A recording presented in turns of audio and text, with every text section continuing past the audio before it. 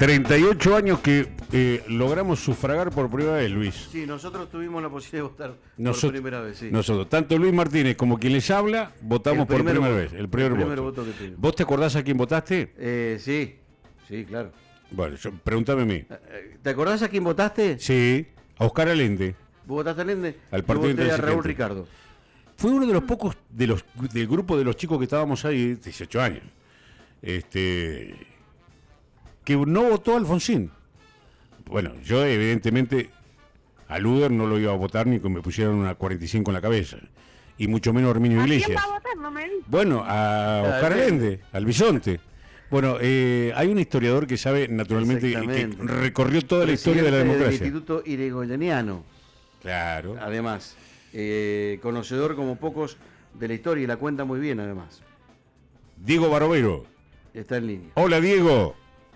Hola, buenos días, ¿cómo les va? Bienvenido a la radio. Gracias por llamarme. Te sorprendí. Gracias por la llamada. ¿Te sorprendí, Diego, cuando dije que voté a Oscar Allende, no? No, para nada, porque era el espíritu de en ese momento, esa primavera democrática también, hubo un sector importante, un caudal grande de votantes, sobre todo jóvenes, que en ese momento vieron en el partido intransigente una beta también para la participación democrática y ese aire de renovación que afortunadamente se vivió desde 1983. Y que transformó al Bisonte en un referente indiscutido del Congreso. Por algunos años, después su derrotero emparentado con el peronismo, alianzas electorales, eso le significó la reducción prácticamente a la nada. Bueno, por eso fue como terminó el partido intransigente, ¿no? Terminó como terminó. Bueno, por eso mismo. También habla de lo que ha pasado en la historia argentina con muchas fuerzas políticas de lo que sería el tercerismo, ¿no? Claro. Las dos grandes fuerzas políticas populares siempre tuvieron, más allá de configuraciones y reconfiguraciones, tuvieron siempre un protagonismo fundamental en nuestra historia política. Antes de meternos en el tema, hemos charlado muchas veces aquí en este año de actividad plena, intensa política con las elecciones, si no hay una mirada como para volver al partidismo, dejando el frentismo que se impuso en los últimos tiempos. Bueno, eso yo creo que me parece que sería hacer futurismo. Yo creo que hoy está muy consolidada esta tendencia de las coaliciones, de las dos grandes coaliciones, que básicamente se componen de identidades políticas y culturales muy similares, digamos, así como en el 83 vimos por última vez la llegada al gobierno de un partido sin alianzas, porque fue la Unión Cívica Radical con su candidato Raúl Alfonsín, sola al comicio, enfrentando a un frente, se llamaba Frejuli, acuérdense, replicando la denominación del 73, cuyo candidato era Italo Argentino Luder. Después se fueron generando coaliciones y alianzas con mayor o menor suerte, y en esta etapa del siglo XXI las coaliciones básicamente tienen daría la sensación que tienen larga vida, pero por supuesto que se conforman sobre la base de grandes familias políticas que son prácticamente las mismas que de 1983. Si bien han irrumpido algunas fuerzas de otras características que a lo mejor no tienen la misma trayectoria histórica de los partidos tradicionales, igual las dos grandes coaliciones están conformadas básicamente por el peronismo y por el radicalismo. Eso ha quedado muy demostrado además en las recientes elecciones generales que acabamos de celebrar. Digo, en realidad el llamado también era porque, bueno, para hablar un poquito de estos 38 años de democracia, cómo irrumpe la figura de Alfonsín y cómo comienza a generarse lentamente esta solidez democrática que afortunadamente rompió con aquellos ciclos de democracia y golpes, para instaurarse ya en 38 años, que no es un dato menor. Bueno, vos lo decís clara y categóricamente. Me hace sentir menos ampuloso al usar esta fórmula que les voy a decir ahora, que así como el 9 de julio de 1816 se sancionó definitivamente la independencia de la Argentina y el 1 de mayo de 1853 se dictó la Constitución Nacional, que nos dio una organización republicana representativa y federal, el 10 de diciembre de 1983 tiene un halo así histórico y épico, epopéyico, porque es la definitiva consolidación del régimen democrático constitucional republicano que había sufrido a lo largo del siglo XX, bien lo decían ustedes recién, una situación de alta inestabilidad con interrupciones constitucionales, la aparición de los militares en la escena, la famosa antinomia permanente entre civiles y militares o entre peronistas y antiperonistas, que fue prácticamente la que marcó el eje de este siglo XX y que afortunadamente, dejando atrás una larga secuela de derrotas, de situaciones desafortunadas, de censura, de desapariciones, de una guerra perdida y de una decadencia económica profunda, porque si no parece que la decadencia económica, el problema económico de la Argentina empezó hace 2 o 3 años, o 5 años, o 10 años, viene de mucho más atrás. En ¿Desde ese cuándo momento, viene, el 83 Diego? fue fundacional.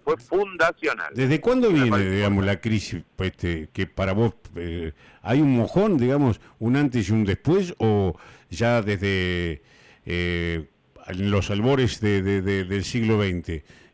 Porque recordamos, si bien Hipólito Yrigoyen tuvo 2 mandatos, fue derrocado, destituido, que mucha gente no sabe que estuvo uno de los presidente que tuvo en la isla, Martín García, preso. Hablan todos de Perón. Y la otra pregunta que te quiero hacer, Diego, que mucha gente por ahí lo dice, pero por ahí no está muy metida en el tema, muy compenetrada. ¿Es verdad que Perón sacó algunos conceptos de Hipólito Yrigoyen? Bueno, lo primero, a mí me parece que la gran crisis económica de la Argentina viene en los años 70, en la que hay una profunda crisis a nivel internacional, en la que la Argentina estaba hasta comienzo de la década del 70 muy bien posicionada desde el punto de vista económico. Hay que mirar nada más que los índices y los balances del Banco Central para entender cómo estaba de sólido el sistema económico financiero de la Argentina y que contradictoriamente nuestro sistema político estaba profundamente en crisis, deslegitimado. La democracia no tenía consenso ni tenía prestigio. El consenso y el prestigio de la democracia como forma de vida, decía Alfonsín, viene con los 80. Y los 80 trae de arrastre, desde mediados de la década de los 70, una profunda crisis económica, a caballo también, por supuesto, de la extraordinaria crisis de deuda que afronta la Argentina desde ese entonces, y que si bien con altibajos se perpetúa a través de estos últimos lustros, y con respecto a lo que vos señalás, con relación al vínculo de algunos conceptos de Perón y de Irigoyen, yo sí te diría que lo que hay cierto aire de familia y continuidad entre algunos conceptos, sobre todo en el terreno de la democracia social, planteada primigeniamente por Irigoyen a comienzos del siglo XX y consolidada en el primer gobierno de Perón en 1946 hasta 1952, donde se concretan realizaciones sociales y económicas muy vinculadas a lo que el radicalismo histórico había postulado, aunque el contexto general no hace, no traza un paralelo sin duda entre lo que era el radicalismo y lo que fue el peronismo. Partamos de la base que el radicalismo es un partido orgánico surgido desde la base y el peronismo es un partido estructurado desde el poder y bajo el liderazgo de un coronel y de una camarilla militar que era la protagonista de un gobierno de facto que había surgido luego de un golpe de Estado en junio de 1943. Diego, me quedé pensando, rememorando aquella época que a nosotros nos encontró muy jóvenes y con el primer voto, y con el diario del lunes, ¿cuánto tuvo que ver en este proceso de 38 años de democracia la personalidad de Alfonsín? Digo, ¿daba lo mismo otro presidente no. para reafirmar este proceso? No, yo digo que Alfonsín como líder político y líder de ese momento, o sea, fue providencial por un lado, pero al mismo tiempo podemos señalar que en todo el proceso anterior a la elección y en el inmediatamente posterior a la elección y a la formación del gobierno, Alfonsín hizo todo bien. Es muy difícil decir esto de un líder político, porque el líder político es un ser humano y, digamos, el error es inherente a la condición humana, con lo cual fallar es muy común. Y en el caso de Alfonsín, en esas cuestiones que fueron fundamentales, esenciales de la consolidación de la democracia, pero primero, del planteo en cuanto a que había que ponerle una bisagra a la historia, es decir, un antes y un después. La situación decadente desde lo institucional y democrático que vivía la Argentina había que ponerle un punto final definitivo, y lo logró.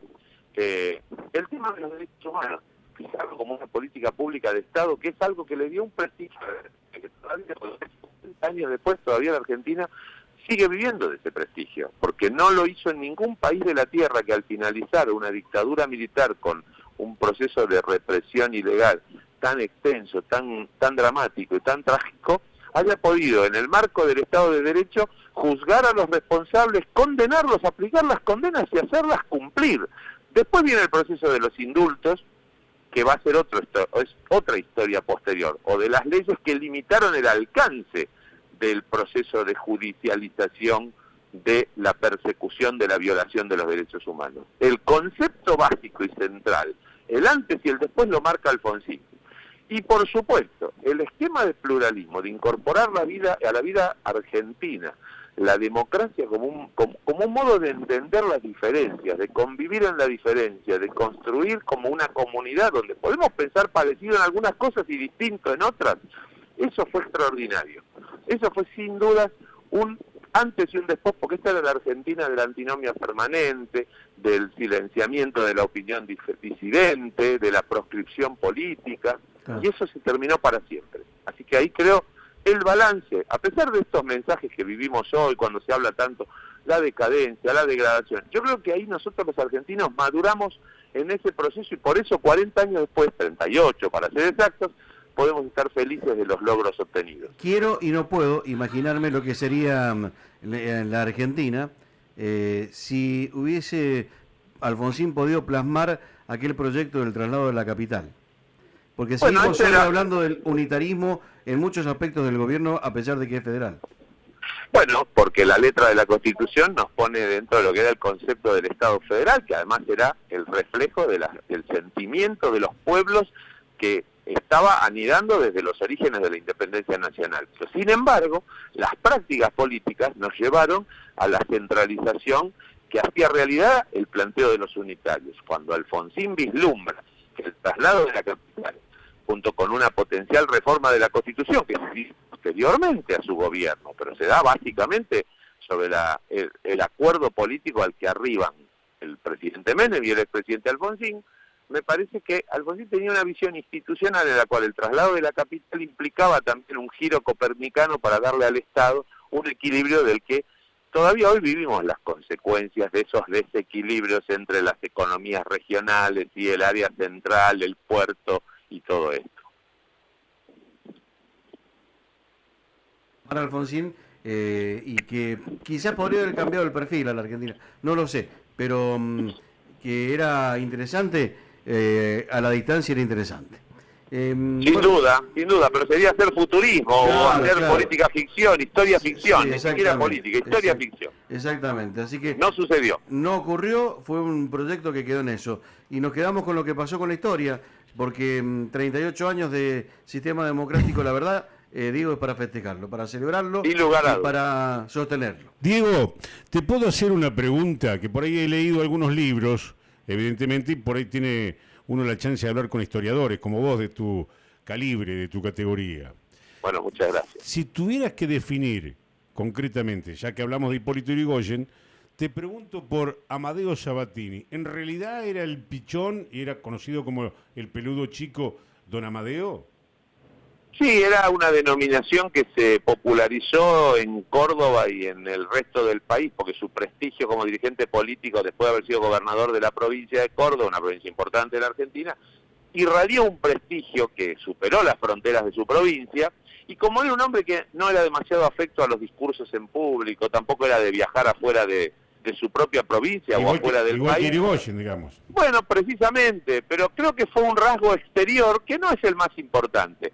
Sabatini hay que recordarlo como un gran gestor de la cosa pública, un excelente administrador, un gran gobernador de Córdoba, que además marcó un derrotero para la provincia, que nunca más la provincia de Córdoba, sin fraude, porque en Córdoba se termina el fraude en el año 1936, es la primer provincia argentina en la que se destierra definitivamente el fraude. Todos los demás gobernantes salvo los de facto, los que fueron producto de los golpes militares, fueron todos elegidos por el pueblo.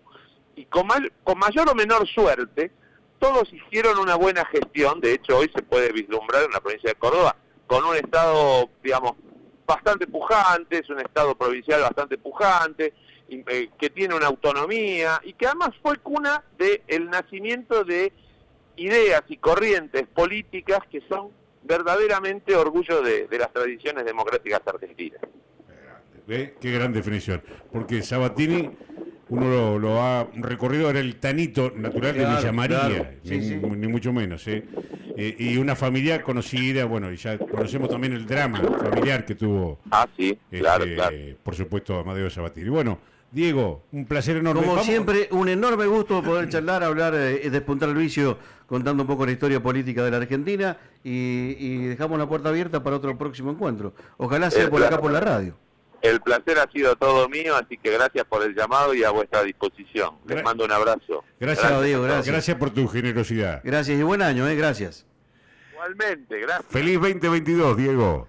Diego Barovero, referente historiador, que tiene mucho para contar y lo ha hecho muy bien, porque queríamos, no podíamos dejar pasar inadvertido este día, ¿no? El día en que la Argentina comienza a transitar y a dejar atrás la oscuridad de los golpes militares para tener un proceso de 38 años de democracia. Y con una deuda externa impresionante que dejaron los militares, esto hay que decirlo. Dejaron la cerca vacía.